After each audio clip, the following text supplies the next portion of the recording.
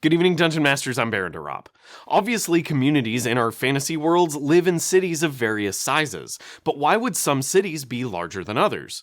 What does the geography surrounding each cluster of fantasy cities reinforce about their economics and authority systems, and how would the sudden interruption of these systems inspire quest hooks for D&D sessions?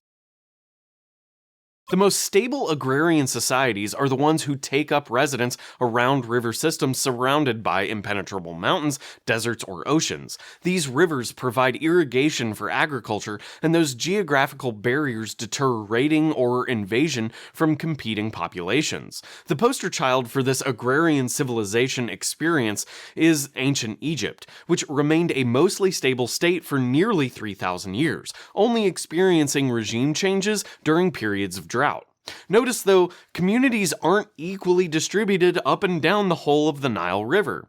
Larger cities exist in specific locations for a reason.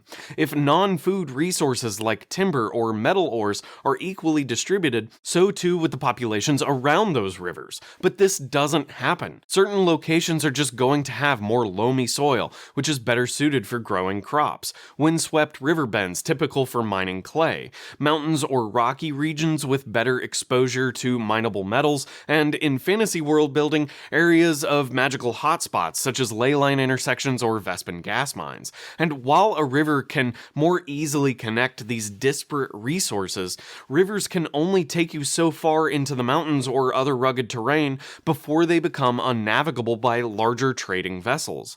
All these factors have different effects on which villages grow into cities, and how these larger cities develop interdependent river trade networks. If irrigation from rivers enables agriculture, tools made from metal ores further enables a population's ability to do that agriculture. Unfortunately, rivers seldom traverse through the exposed rocky terrain where copper, tin, iron, or mithril could be found right on the riverbank. As a result, extraction of these valuable raw materials are handled by small mining camps, scattered away from the river instead. But this creates a problem. Where do those mining camps take their smelted metal ores or mana crystals for trade? Wherever trading vessels reach a point in a river they can no longer safely sail upstream because of rapids, weather-dependent water levels, or even large waterfalls, a larger population center is almost destined to coalesce there. As raw materials are brought by land to this most upstream location, artisans and tradesmen have an opportunity to get first dibs on the bulk commodities and materials brought here from various mining camps or herding animal ranges. These upriver cities typically become hubs for value-added products or refined goods, and support other nearby populations downstream.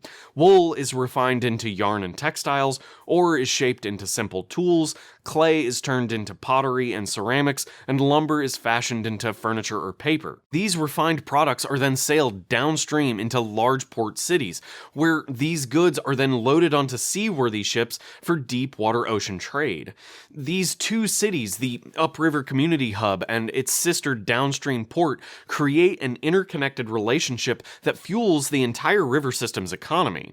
Further, just like how artisans who are able to produce goods locally in the upriver city, skilled artisans who require materials from foreign lands typically will live in these coastal port cities to capitalize on commodities coming in from those foreign populations. They then sell those products up and down the entire river system.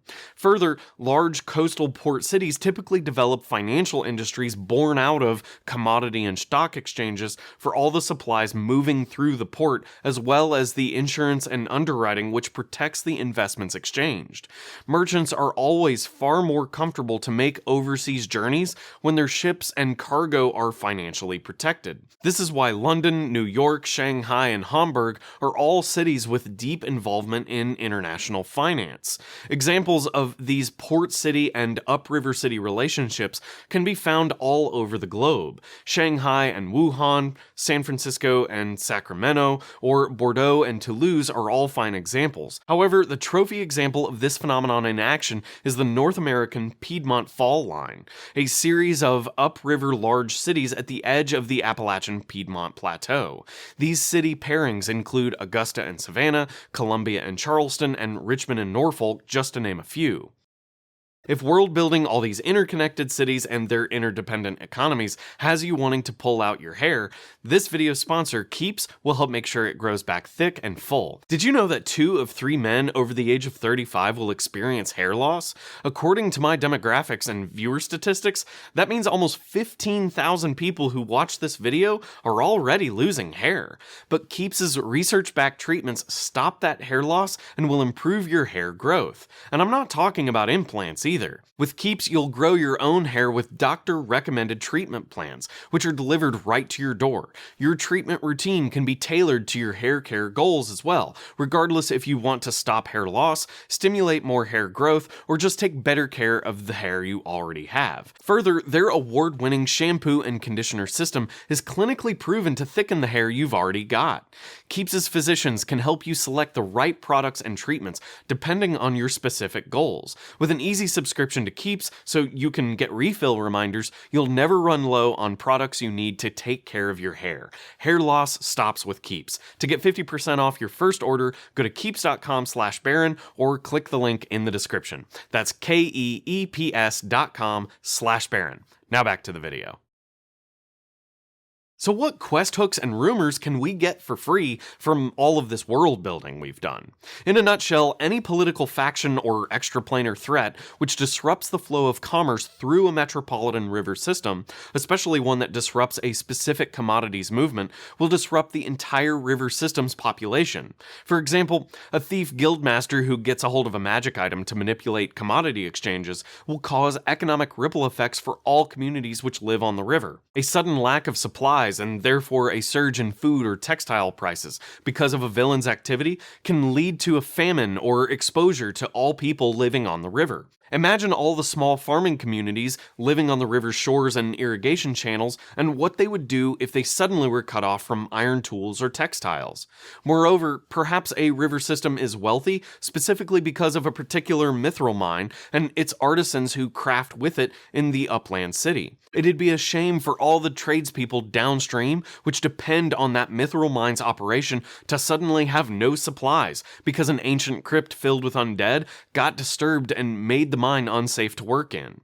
To iterate, once a population technologically develops past subsistence farming, the economies of those nearby populations become so interconnected that a sudden removal of any one of those economic parts can cause famine, disease, war, or refugee migration.